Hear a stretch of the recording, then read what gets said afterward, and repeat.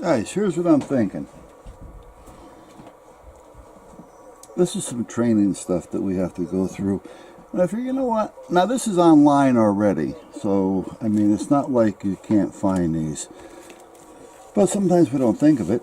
And sometimes we just don't care. Sometimes we don't know where to look. I mean, it could be a number of things. So, seeing that I have to go through all these, I figure, you know what? I'll record it. We'll try it. We'll see how it works out. And if you guys want to do it, you watch the video. And I'll try to find out where you guys can find them online. I'm trying to get this to where you can see it.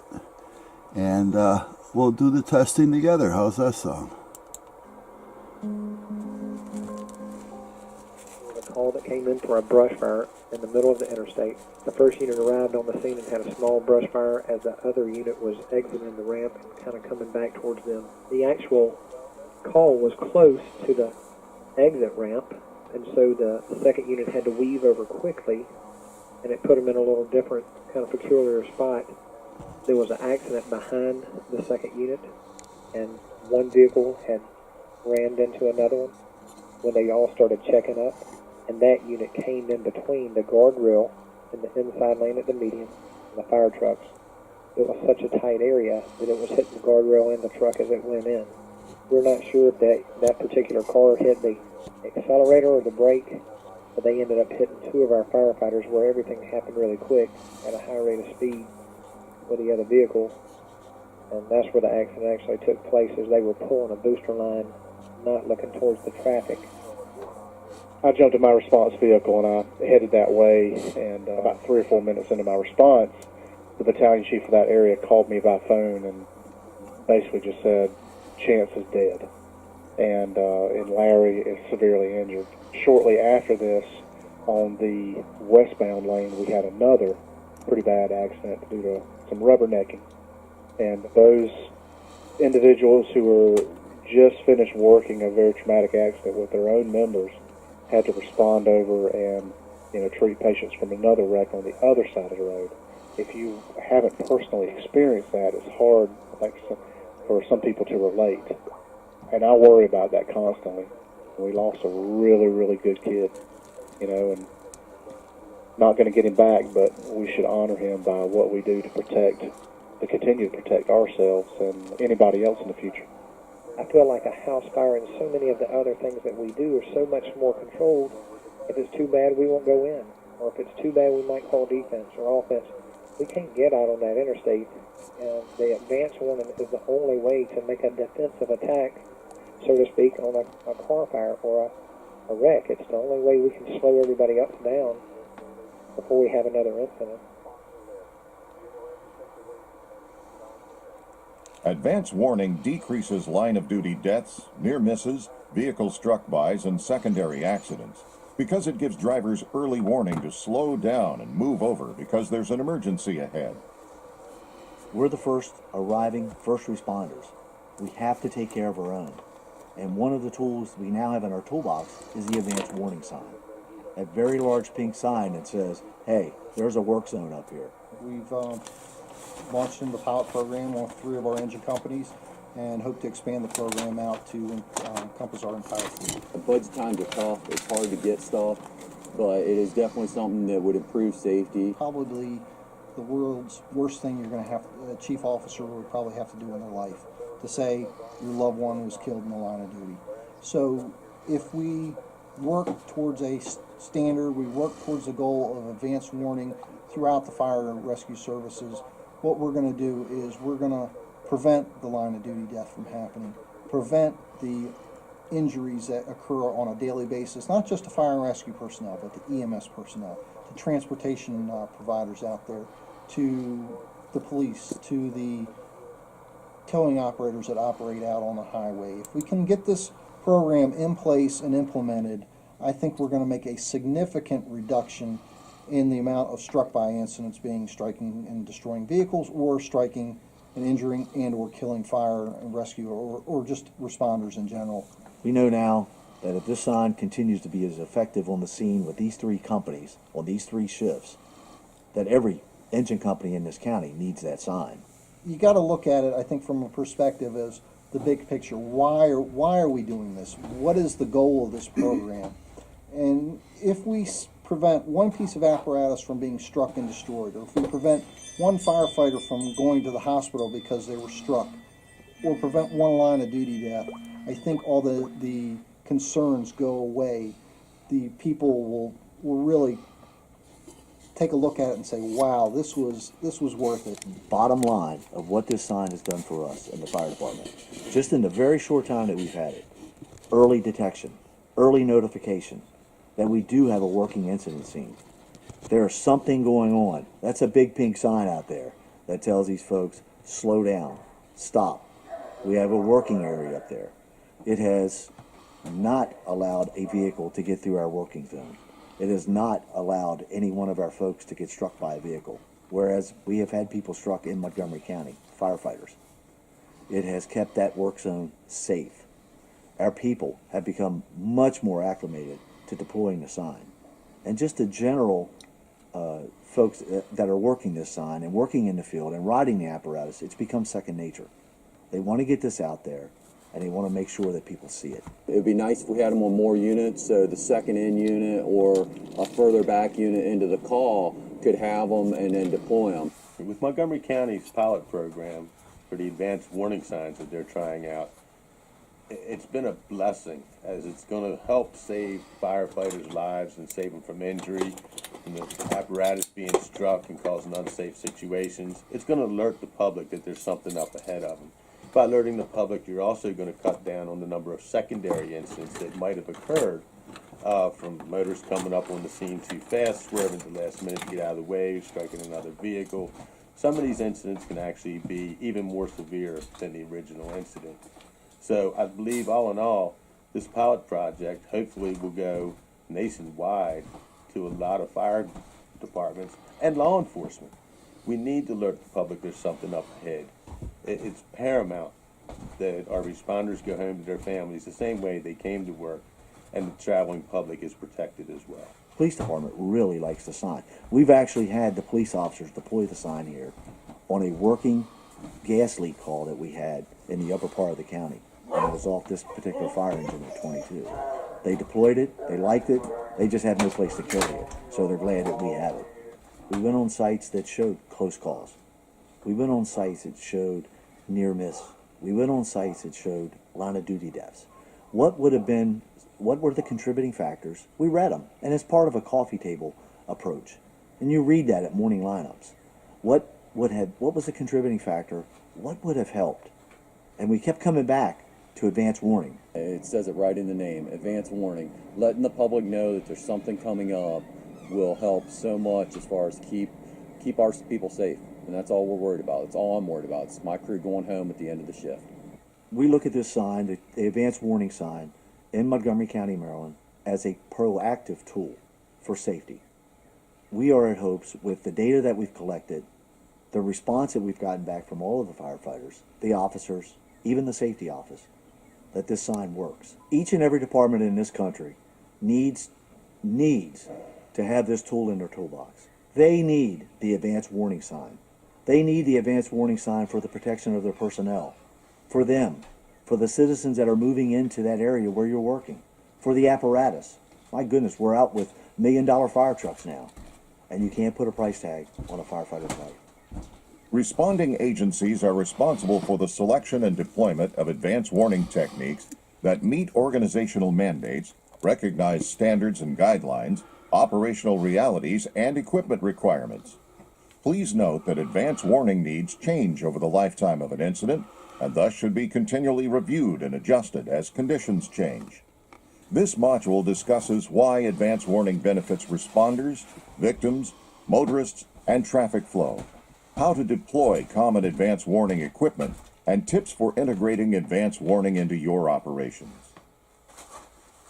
The Control Zone, or TTC, is divided into 4 major areas. The first, most upstream area of the TTC is the advanced warning area. This is the first notice to oncoming traffic that there is an emergency response ahead. It is in this area that advanced warning equipment like signage or a parked vehicle are placed. The length of the advance warning area and the types of advance warning deployed depends on many characteristics of the incident: posted speed limit, actual speed of moving traffic, the topography, the weather and road configuration. In situations with poor visibility due to adverse weather conditions, road curves or hills, or extensive operations, longer advance warning area lengths may be necessary. Consider these factors when determining where to deploy advance warning at an incident: expected length of the response, TTC device requirements and apparatus, and personnel availability. The MUTCD divides traffic incidents into 3 general classes of duration and requires different advance warning devices for each class. Please note that these are minimum requirements. In addition, your state's MUTCD may have different requirements, so it's important that you get a copy of your state's MUTCD and follow it. The national MUTCD's traffic incident duration classes are: minor, expected duration under 30 minutes, intermediate, expected duration of 30 minutes to 2 hours, and major, expected duration of more than 2 hours. Minor incidents are typically police traffic stops, disabled vehicles, and minor crashes with no or brief lane diversion. For minor incidents, the MUTCD requires only a flashing light on a vehicle as advance warning. Intermediate incidents typically affect travel lanes for 30 minutes to 2 hours and usually require traffic control to divert motorists from lanes. Advance warning devices required include upstream warning signs and cones for lane tapering. Major incidents typically involve hazardous materials, fatalities, disasters, or numerous vehicles. Roadway closure and/or lane diversion lasts more than 2 hours. Major incidents require a full work zone setup.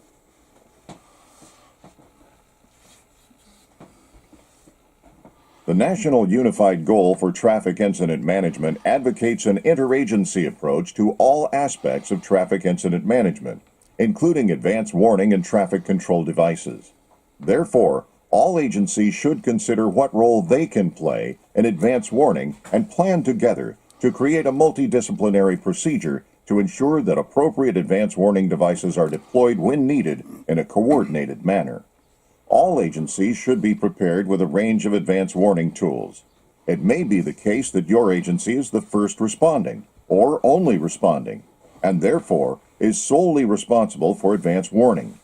As you view the available advance warning techniques in this section, think about how these techniques might be used in your jurisdiction and employed by your agency. The most common advance warning devices currently available on emergency vehicles are the vehicles themselves, their markings, flashing lights and arrow boards, signs and traffic cones and/or flares. Let's look at each of these. According to the MUTCD, emergency vehicles can be used as advance warning if they are properly equipped with markings and devices that give clear, concise instructions to motorists, such as an arrow board. When a properly equipped vehicle is used, it should be well marked, preferably with retro-reflective elements, chevrons, and other high-visibility markings. Equipped with proper flashing lights that are working throughout the duration of the incident. Equipped with an arrow board or other device that directs the motorists. Used solely for the purpose of advance warning, meaning that they are not active in working the incident. Properly and safely parked according to accepted practices and the incident situation. Spaced away from other response items to allow for movement and roll if struck. Note that this roll ahead distance is specified by the manufacturer for some vehicles and/or the roadside design guide. Adjusted as conditions change and other advance warning methods become available, such as DOT arrow trucks. Vehicle markings. Emergency vehicles with their markings and lighting attract driver attention and are part of the advance warning tool bag. Retro-reflective vehicle markings, especially on the rear of the vehicle, are a large format, effective way to signal the presence of emergency vehicles on the roadway. NFPA 1901 Standard for Automotive Fire Apparatus requires that new apparatus be marked with 6-inch retro-reflective red-yellow chevron striping on the rear, angled 45 degrees from the center line. It is recommended that existing fire and EMS apparatus be retrofitted to the NFPA 1901 standard. Most parts of the apparatus rear can be marked, even diamond plating, hose covers, and rear flaps. Highly visible rear markings can even be applied to smaller vehicles, like police cruisers. For more information and demonstrations on retroreflective rear markings, please review the free video Marked and Seen on ResponderSafety.com. Flashing lights and arrow boards. All official emergency response vehicles should be marked with standard compliant flashing lights. Some emergency vehicles also now include arrow devices, such as the one seen here on the side of this fire truck. When the vehicle is parked at an angle in block positioning, this arrow device gives oncoming traffic an indicator of what direction to pass. Traffic cones and flares. Cones play a crucial role in beginning to move traffic around the incident scene. Often the first arriving responder and his or her vehicle provide the initial blocking of the incident lane and traffic control. The placement of this first arriving vehicle is often dictated by department policy, and in many cases that directive is to park the vehicle at least 15 feet upstream of the accident and park it with wheels cut in a position that protects the crash scene. An early step in the process of establishing traffic control after arrival is to use cones to set a taper that provides clear direction to the motorists. Cones should be at least 28 inches high, preferably 36 inches high, orange in color, and with reflective bands. There are many different ways to set a cone taper based on the available equipment and the situation. The following is a general recommended procedure when 5 or more cones are present on an emergency response vehicle. In this procedure, you first space out the cones upstream of the incident in a straight line along the side of the lane you will close, closest to the shoulder or fog line. Then, you will move each cone into its proper position in the lane being closed. A 2-lane roadway in each direction with no shoulder is used as the example. While wearing a high visibility garment and always keeping an eye on oncoming traffic, remove cones from the emergency vehicle. Stand on the shoulder side edge of the lane you intend to close. Pick up the first cone, walk about 20 paces, which is approximately 30 feet upstream of the first blocking vehicle. This will place you behind the blocking vehicle along the fog line. Place a cone. Watching traffic, return to your stack of cones and pick up another cone. Walk 20 paces past the first cone and place another cone in a straight line with the first one along the side of the lane to be closed. Repeat for the remaining cones. This places 5 cones, each about 20 paces apart, laid out in a line along the side of the lane to be closed. Now, starting where you are, at the most upstream start of the taper, pick up that cone, which is the 5th one you placed, and place it on the lane fog line. While watching traffic, go to the next cone in the line and walk it 1/4 of the way to the lane being closed. Place the cone. Continuing to watch traffic, return to the line of cones again and move the 3rd cone to about halfway across the lane. Return to the line of cones and move the 4th cone 3/4 of the distance into the lane being closed. Finally, place the last cone all the way across the lane being closed along the line at the opposite side of the lane from where you placed the first cone. The cone taper is complete. Flares can then be placed at each cone to increase the cone's visibility. Remember to execute the same procedure in the termination area using 5 additional cones. Use any remaining available cones to mark the edge of the closed lane line across the activity area. Remember to keep an eye on traffic at all times. If the incident is on a freeway, the skip lines may be used as visual markers for spacing the cones downstream. Drop signs.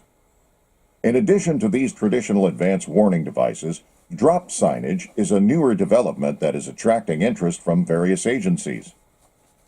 Portable, collapsible, high visibility, emergency scene ahead drop signs provide advance warning at the very beginning of the temporary traffic control zone.